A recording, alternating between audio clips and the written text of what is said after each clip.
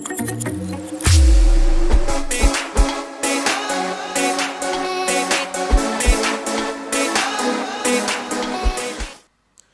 plaisir est pour moi de vous avoir encore beaucoup nombreux devant vos écrans pour suivre votre programme Vivement Congo.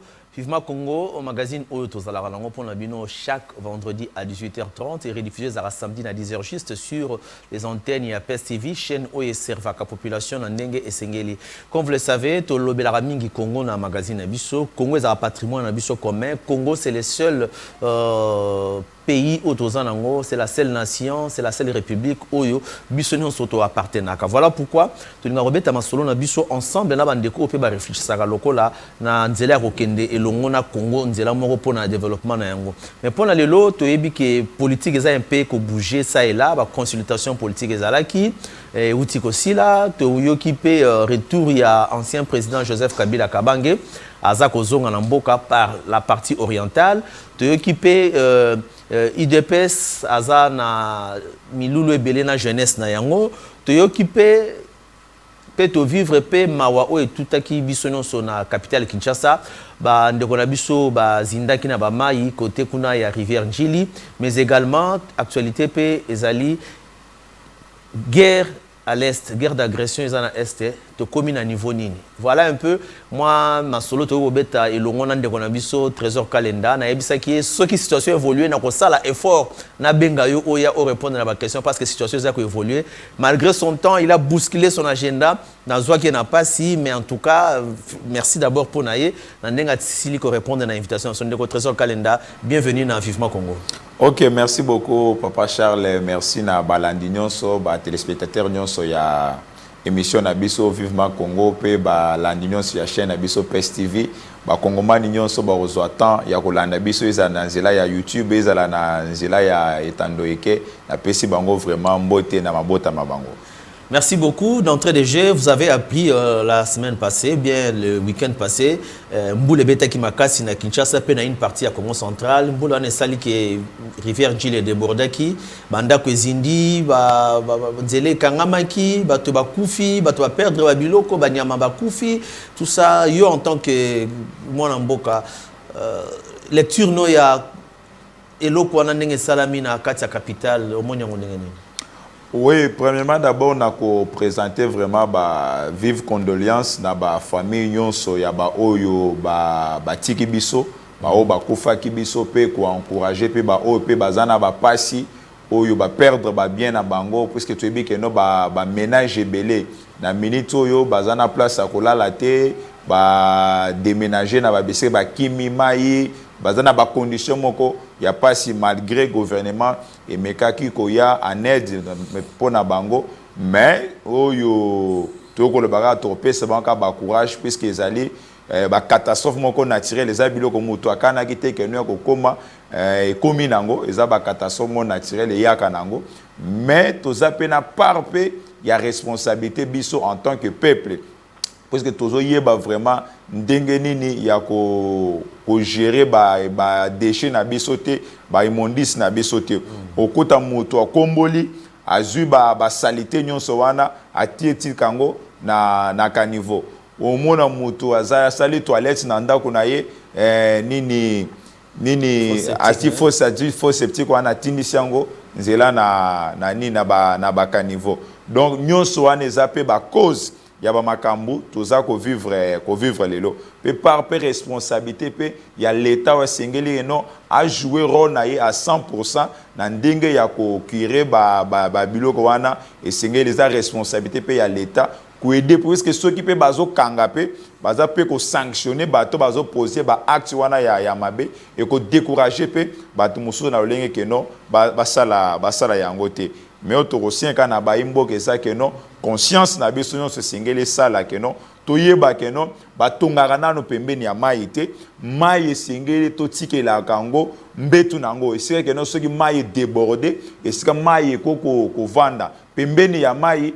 bavandaka yango te parce que tango tongi ondimi kovanda pembeni ya mai ondimi kovanda quelques mètres na mai il faut s'attendre que non un jour débordement eko salema un jour ba catastrophe eko salema et na rozala frapper ce qui ne ko salaka il y a chaque jour té mais faut s'attendre nango que non ata lelote ata lobby ata jour wana kuna ezana ekoko koyela biso ya biso ko encourager bato ezama la ba espace vert ezana ngo ebele so ke ba côté ba maluko wana okeye na ba kinkole oke ba mikonga ba nsile wana umone ke na ba espace ezana ngo ba air kutu ya bien place ba kutu ba ko respirer bien au vendre bien mais biso tozo préférer ka vendre ba bisika oyo eza coincé oyo eza malamu to toza ko s'exposer d'ailleurs na ba maladie pe na ba microbe ya ndenge na ndenge.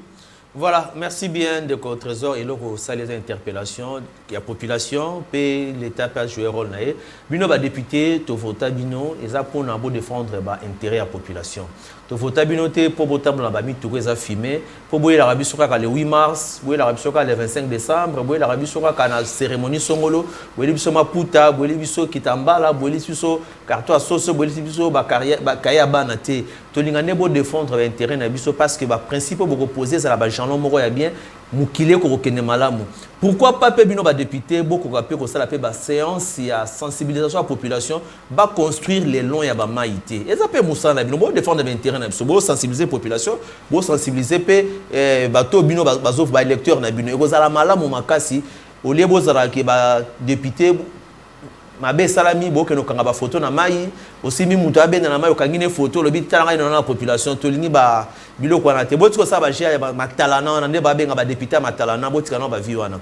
Voilà ndeko trésor to zongi pa na yo oza moko ya ba 4 na UDPS ngana ye ba quand même UDPS lelo parti au pouvoir ngombe on mingi parti au pouvoir ezali na milulu na jeunesse na yango ezali nini est-ce qu'on peut avoir une idée qu'est-ce qui se passe na jeunesse ya UDPS? Oui, Oyezali Kosale Mezali sur ordre il y a président intérimaire, secrétaire général honorable Augustin Kabouya, des présidents Amisi Makuta, nos ambassadeurs et la jeunesse a organisé retraite moko il y a 3 jours.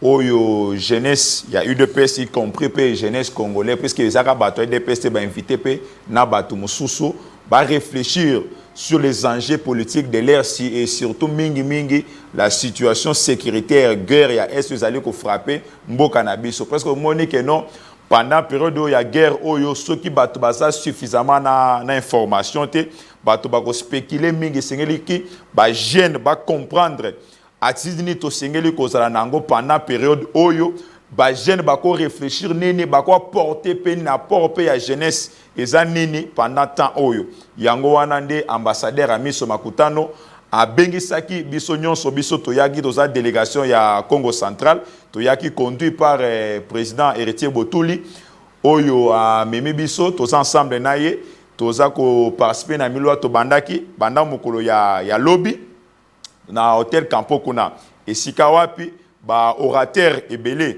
bazalaki na kati wana e bandaki na yemoko le secrétaire général pe président intérimaire ya UDPS où ya pesaki ouverture solennelle ya milulu wana pe interpeller ba jeune na makambo ebele par rapport ya nini koyeba kozala loyal nanu na mboka na biso koyeba keno apport ya jeunesse eza nini pendant période ya guerre comportement na biso eza nini atini to senge to zanango est-ce que to zakaka ba jeune wana to senge ka kozala pona ko finga pona kozala kana pona ko sala ki dialelo pona kozala batalako ya batu bo non jeunesse lelo na temps oyo mboka na biso eza menacé na temps mboka na biso eza ko subir ba humiliation oyo de sengeli biso ba jeune to blaki sa conscience na biso to telema pona ko défendre mboka na biso pona ko loba que non trop c'est trop ça suffit et sengeli mena biso pe en tant que jeune to jouer rôle na biso ndenge sengeli parce que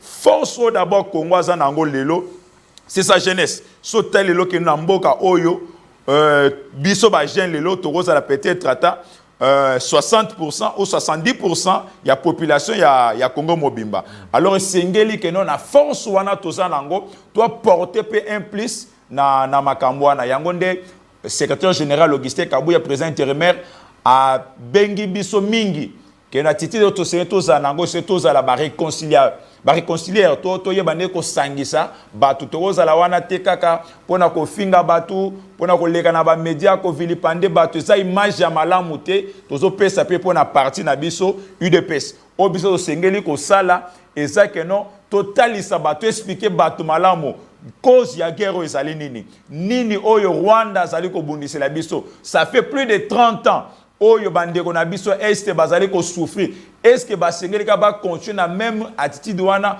ou bien sengeli ka ba continuer ko subir ka ba humiliation wana pe ba pasi wana ou bien sengeli toi réconforter bango sengeli toi porter soutien na biso na mokonzi mboko azo lutter de façon que non cette solution tout oyo est la solution moko superficielle mais c'est la solution moko quand même profond où il y a peu pour na style ça une bonne fois pour toutes guerre OP ça peut paix na baimboka pe apeti abeti c'était makasi que non esengeli jeune et adhérer et kota na ba service ya intelligence pour na ko apporter apport na ba réforme oyo bazali ko sala na kati armée et c'est ka ketika na kati armée te puisque sengeli peut toi porter pe implice na biso na ba service intelligence entre autres ba service ya renseignement la police biloko nyonso na et sengeli pe que même nouvelle génération pe ya ba jeune mo ya sika bazo ya pe na mentalité ya sika na maele ya sika eza na sens wana pe abeti sete mingi na likambo etali rassemblement autour ya mokonzi mboka. Donc, secrétaire général, président intérimaire à DPS, Azawana, pour na batu nyonso. Akoyamba mutu nyonso, wazana posa ko travailler ensemble na yepe ensemble na mokonzi. Parce que pendant période où il y a guerre, et c'est tous à la divisité. Et ça période où mongo na profitaka, akabola batu pour injecter ba mayele ne ya mabe, ba makanisite ya mabe, pour monde nini ya kozwa moyen, ya kosala nini, ya ko faire avancer. Mais ceux qui toza soudé, toza li loba moko, et ko sala que non, tombo na ndeni ya ko évoluer au tenir bosso. Ndeko trésor na sepeli na compte rendu no pesibiso ndenge milieu les salami kuna ya retraite ya jeunesse ya UDPS. Mais tomoni annonce ya ancien président Kabila alobi azoya à kota na Congo. Tomoni mbala moko président AI UDPS Augustin Kabouya Lobi, nous devons nous liguer autour du chef de l'État. Mbalamon peut retraite à jeunesse et salami. Neni ni babilo kwane sangani bon. Est-ce que annonce wana yonde la musibino que vous ala boyika piko vous ala pemena mkonzi tu es intento ben peu relation neza annonce ya rentrée ya Joseph Kabila Mbalamon jeunesse et côté retraite zo ba stratégie asika. Non, tout est parti. D'abord, on a un discours, il y a chef de l'État. Où il y a Salaki, par rapport à Makambo guerre, à Bengisaki, ba Congolais nyonso. Où il y a besoin, il y a ko défendre Mboka na bango. Où il y a esprit, il y a patriotisme.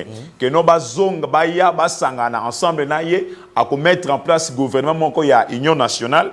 Où il y a ko sangisa. Ba Kongomani nyonso ba ko lité ensemble na ye pona ko Tchalibanda ba munguna ide na sens wana ndio monaki anomaki conseil spécial na ya matière à sécurité apesaki charge ya ko consulter bato abandi na ba consultation wana po yoka pe na no population ezali koloba nini population idée population ezali nini Yépe conseiller pe atalisa pe batu nyonso azali ko yamba vision ya chef de l'État entendement ya chef de l'État vision par rapport ya makambo nini ya guerre oyo de na cadre wana président intérimaire ya UDPS Augustin Kabouya akendaki na consultation ensemble na l'ambassadeur ya jeunesse le président Michi Makutano bayoki oyo consultateur oyo président Tché atalisi bango vision ya chef de l'État, entendement ya chef de l'État par rapport ya makambo ya guerre. Di balebi que non, makambo toko vanda nango boyete et sengeli pe to relayer pe na nini na ba jeune oyo ezali vision ya chef de l'État. Pe ba jeune pe ba réfléchir ensemble na biso to mona ndeni ya kosala ba recommandation mo boye na mokonzi mboka. C'est loin de là makambo ya Kabila, vous êtes sans ignorer que non. La première personne, Oya Lobaka Makambwana, c'était le président intérimaire.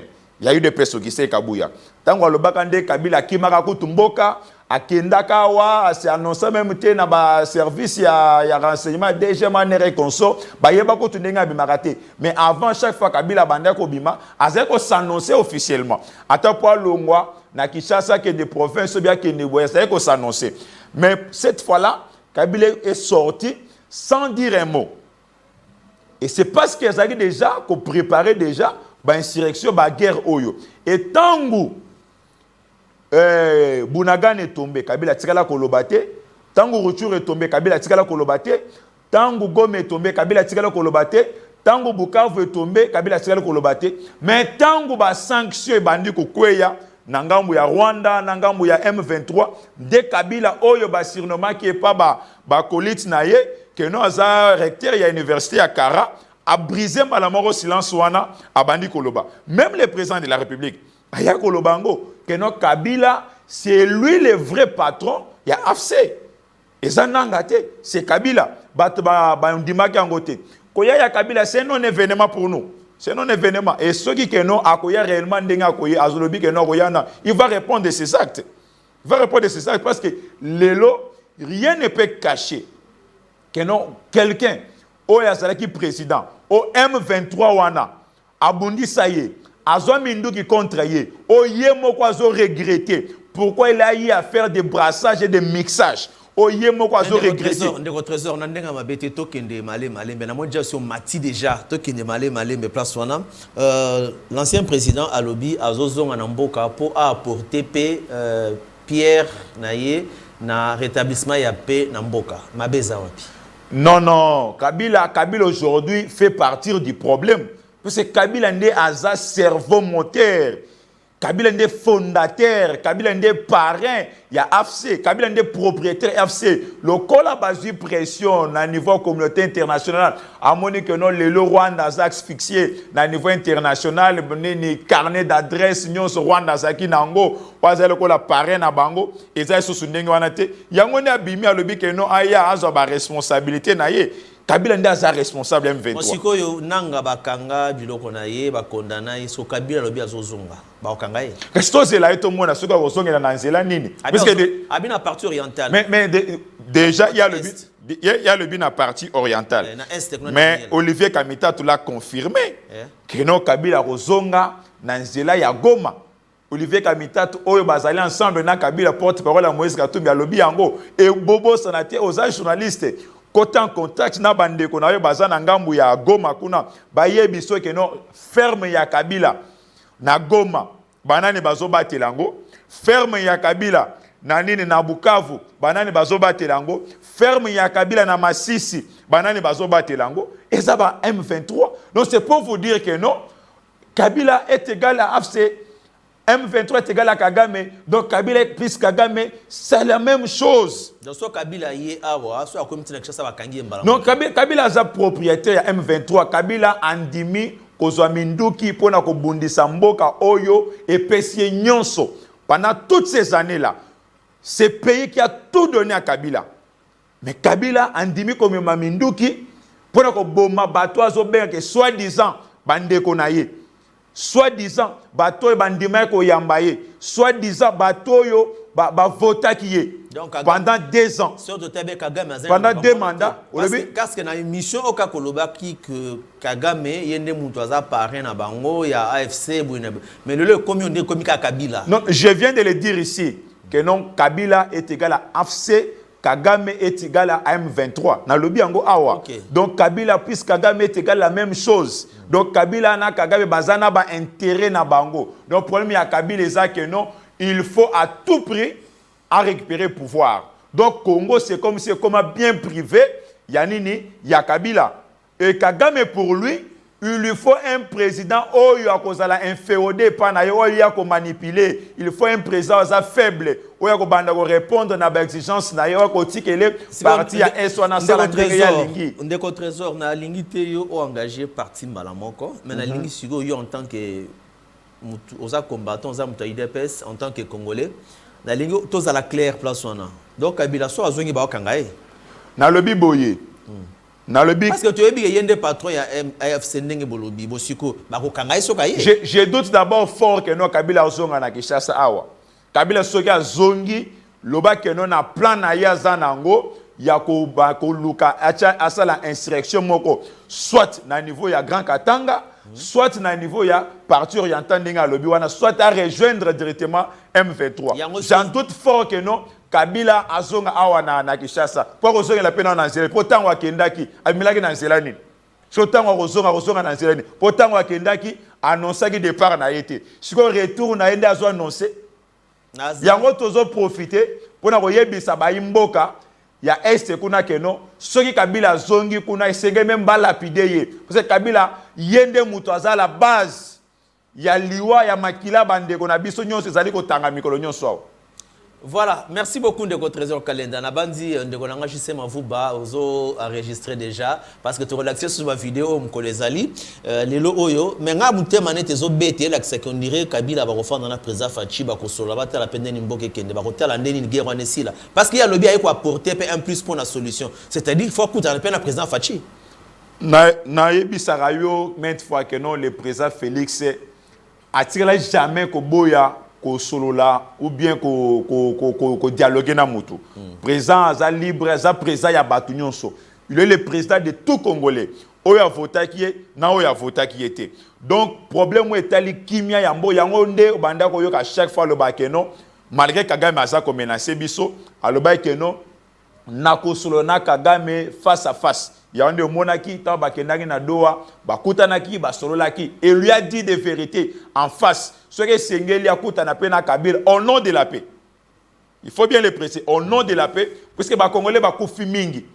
Ba Congolais bakufi mingi tokoko ndimate ke no bandeko na biso bakufa kaka chaque jour. Mais ce qui est vrai, Kabila aza à la base ya oyo bandeko na biso bazali ko mona na ngambu ya este ya mboka na biso puisque souci na ye ezaka que non a récupérer pouvoir ndenge le secrétaire général Augustin Kabuya lobaki yango abandaki nano ko bundisa biso à l'interne na kati ya coalition FCC cash asali yango tango asali yango à l'interne na moni que non et simbité tango to kabonda bimisi yango siko na mpoasa kwa ke ne kosala yango na ngambo lokola Kabila yebi ye moko que non ndenge secrétaire général Augustin Kabuya lobaki que non ata soki aye na ba élection municipale ba ko voter yete pona mabe asali mboko yango seul moyen seule voie pona ye ya récupérer pouvoir et ça kana nzela minduki ça kana nzela mitu kwa sana nzela musuzu te. Voilà, na zongi mo mkesima na moni président AIDPS honorable Kabuya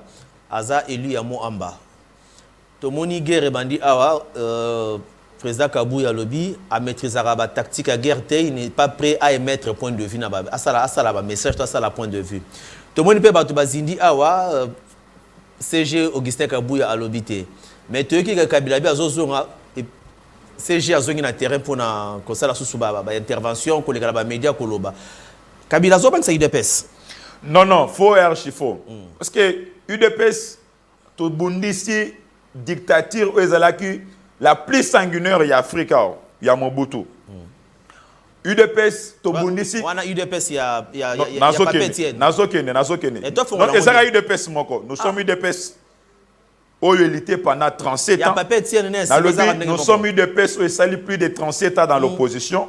Les lotos au pouvoir, ça fait déjà 6 ans et ça a même UDPS wana.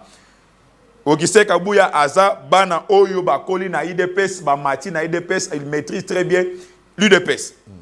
Alors Kabila rotika la ko bangisa biso na eloko morote.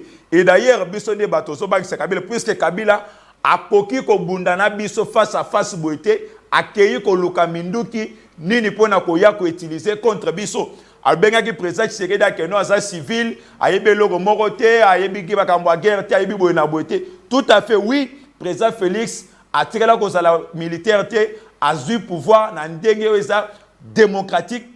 Et ça dit pendant plus de 37 ans en opposition, puis l'autre commune plus de 43 ans, il y a existence, il y a eu des pestes. Donc c'est pour vous dire que non, Biso Kabila Azane Logo Moko, Azobang c'est Biso. Mais vu que non, et ça qui n'a pas moins actualité, c'est normal, le secrétaire général à mettre peu point de vue et à rappeler ba Congomani parce que tango le Bakango il était traité de tous les mots y compris même ba confrère pardon y compris même ba confrère na yo ba journaliste ba chaba plateau pendant des heures pour vilipender la personne Yanini il y a président intérimaire Augustin Kabuya. Donc c'est pour vous dire que non lelo tant Kabila lelo tant que non ba ingrédient nyonso ba indice nyonso ezali ko lakisa que non c'est Kabila le fait patron ya nini ya AFC yango ni a rappeler les sous bat que non est-ce que bobo sana que na yebisaka bino na tamboy mais bino bo traitanga bino bo lobaka boy bozo mona te lelo bozo rejoindre maloba na ngai Donc c'est dans ce sens-là. Est-ce que moi, je sais que le retour à Kabila, c'est un non-événement? Nathan Seja Zoloba, moi, je suis foulé sous ma casse. Non, non. Tu fouli moutou mon côté, et ça, actualité. Côté la retraite.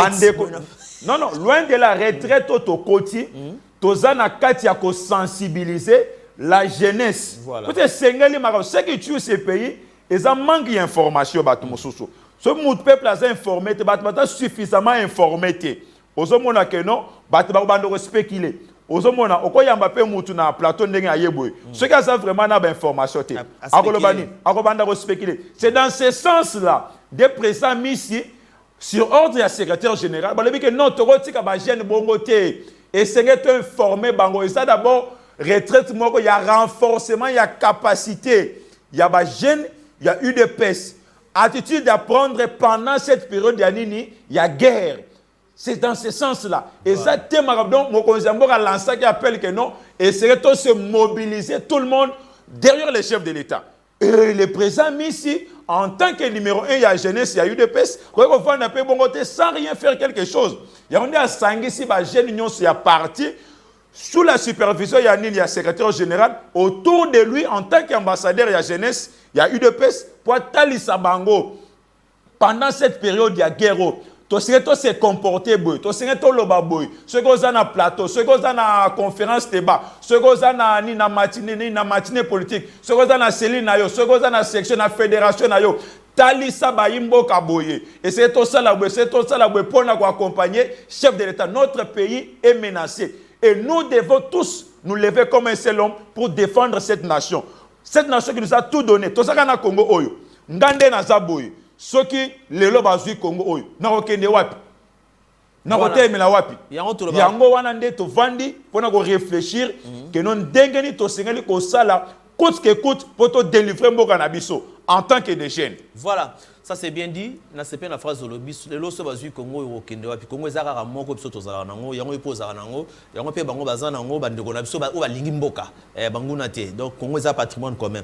Tongaki to beta moi le solo lobi pe place on a que chef de l'État Chaki conseiller spécial en matière de sécurité, le professeur Casimir Eberan de Kolongele, azala consultateur pour yambabayi politique, atuna bango azwa makanisi na bango ye pa la bango vision chef de l'État pour passer la gouvernement union nationale pour mboke ko Kende liboso. Tongaki to tuna bosko au trésor kalena nanga ko tuna yo makambo pour le baron na ndenga bosolo vraiment le baron na ndenge ya kozala ba parti prité gouvernement tozana ngo sikoyo mabe na ngo ezanini pour basa il y a union nationale. OK, mabe ya gouvernement ezalité gouvernement ezali ko sala musana ngo ndenge esengeli mais tozana période de moko eza un peu spécial parce que notre pays est menacé, notre pays est envahi, notre pays est déchiré. Donc esengeli une sursaut patriotique moboye to élargir quand même une coalition nabiso to fonda sous to tendre sous maboko na bande parce que soto landeli makambo nyonso omona que non cause nango eza ba frustration tellement que non batebele balingi que non kaka bango soki bango te eloko ko salema te soki bango te kongo ko avancer te yango nde mokozi alobi que non esenge to yoka pe idée ya bato mosusu makanisi na bango ezali nini pasi ni peut-être biso to sala ki mabe to meka ko bongisa peut-être biso déjà à l'interne en tant que UDPS ezamaka muso biso ko lobate to meka pe ko fongola brèche mo boye. Le président le fait docteur Etienne Tshisekedi wa Mulumba nous disait toujours une chose que non le dialogue est inscrit dans l'ADN des Congolais. Donc il faut à tout moment toye baratos ana culture wana ya ko dialoguer ya ngande mokonzi mboka afongoli brèche wana ya que non ba consulter classe politique ba consulter couche nyonso ya population ba pesa pe ba memorandum na bango mokonzi analyser yango to que parce que ndeni akoyiruka ko rassembler pe ba peut-être que non ba soit chance ya koza na gouvernement soumis noir peut-être dans le gouvernement d'union nationale wana pe ba effort musu ba mécanisme mususu et koko bima na lolenge wana. Voilà, merci beaucoup au passé en survol ba actualité nous sur Tolobaki ngana tuna yo quand même. Voilà message nous ko pesa par rapport à disons ils en après montre bossa ngana yo. Oui, bon, je pense peut-être dialogue, il y a Oyo Bandego Nabiso Basango. Effectivement, il y a un tali, il y a un peu, parce que tu as but de consultation nationale, oui. Si quoi est bon, des marches non sur Basango, parce que tu es le bazo sale, bazo où tu as un président africain, bazo où tu as un bateau. Si quoi, suite, n'a pas nabino, bazo mon attaque appel apport. N'a mou poussé pour ces émissions. Bon, premièrement, je pense d'abord que non, Basango, Bango Morona no baza impartialité. La démarche na bango beza dans nos biaisés puisqu'il faut quand même tant aux benga que non aux facilitateurs aux médiateurs et sengeli quand même que non aux na confiance il y a tous les deux parties aux autres que non au ramener autour d'une table déjà d'entrée du jeu tant aux autres déjà ba propos neti abecho les atenara chaque fois déjà il nous traite nous l'IDPS des semi-illettrés il le traite ba membre ya ba confusion et religieux mususu de non-intelligents. Est-ce qu'un médiateur a corrigé à tenir des propos ou est-ce qu'il frustrer déjà tout mususu? Non. Mutu oyo. Pour tout le monde, argument pour battre le non, ils ont fondé tes bonaboy. Mais depuis que cette guerre a commencé, je n'ai pas vu ni la Senko, ni le CC condamner le Rwanda. J'ai vu. J'ai vu. J'ai suivi. Monseigneur Chol Donacier Cholé, a fustigé les sanctions aux communautés internationales azali ko émettre contre Rwanda. Est-ce que Bato Bongo au baza incapable d'abord de défendre l'intégrité et la souveraineté en Bouranabiso. Aussi longtemps que toute la communauté internationale, Union européenne, États-Unis, Nations Unies, Malobana Bango, pardon, Malobana Bango, Nyonso, et Zara que non. La souveraineté de la RDC doit être respectée. Mais Basango Baza incapable de tenir ma propos. Et vous nous demandez, nous, l'UDPS, il y a un condiment que non, on va comploter contre ma nation qui est en danger. Tu vas dans Bango que non, Baza médiateur. Non. En tout cas, vraiment, malamu to lukata ba médiateur ba outa place mususu qui ko kende na bateau yo baza déjà na penchant na baza impartialité. Merci bien, ça c'était le point de vue de M. Trésor Kalenda qui est un habitué de cette émission et a passé un point de vue dans ma question sur la question sur Tobimisi Awa. Ce qui est sûr, la politique est dynamique, les logos à la non, le but comme oui, le logos à la oui, les logos à la oui, le but comme non. On va voir la suite des événements avec les temps qui nous restent. Vraiment, PSB sur le loba sous clôture émission. Bon, le loba sous que Zara que non, nazo benga, tozo benga ça ba gel nyonso, il y a UDPS que non, 6 nabiso ça toujours en cours. Tokuta nabiso nyonso, mukolo ya dimanche yo à partir ya 13h.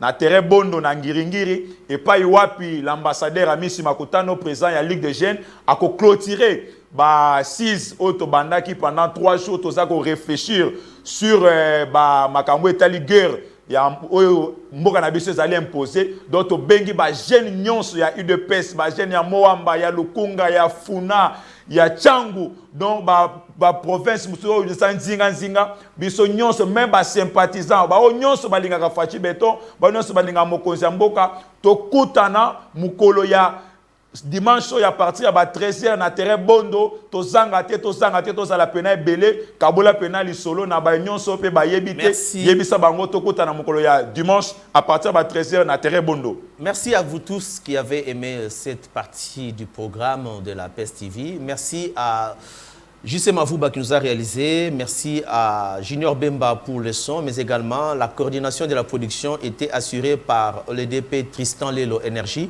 Quant à moi, je vous retrouve dans notre prochain numéro, toujours pour parler du Congo. Au revoir.